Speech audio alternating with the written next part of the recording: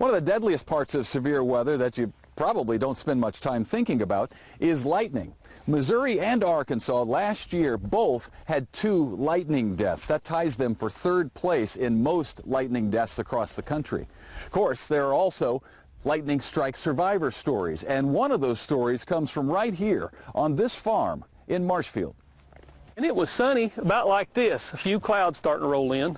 You could see a front kind of coming back in that direction. From the south. But nothing to get excited about. 35 years ago, in this very spot on the family dairy farm, Doran Keeler and his brother-in-law, Fred Lamp, had just finished loading the final bales of hay for the day. Fred drove up to the barn across the creek. Doran doesn't remember much about the moment it happened, but he remembers his final job was to shut the wire gate. I grabbed it and went over there, and the lights went off. And then the next thing was I was kind of waking up. My ears were ringing.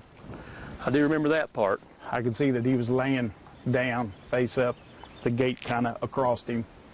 And it just didn't look good. I got out and went over to him. I could tell he wasn't breathing. So it just took mouth to mouth, just one breath, really.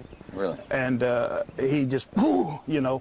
Doran started breathing again. He just kind of laid there, and that's when I asked him, hey, you all right? And that's when he told me, well, my feet's hot. And that's when I looked down and steam just rolling off his shoes, you know, his boots. Other than those steaming boots, ringing ears, a cloudy mind, and no strength, Doran said he felt okay.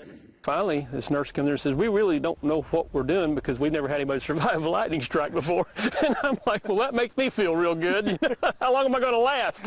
You know? His longest lingering effect was partial deafness in his left ear. It lasted for, I don't know, several years. And one morning I was feeding bottle calves in an old barn, and one of them bawled real loud, and that ear just opened right back up. I don't know. I guess the Lord is saying, well, you've been deaf in that ear long enough. Maybe you'll listen out of it now.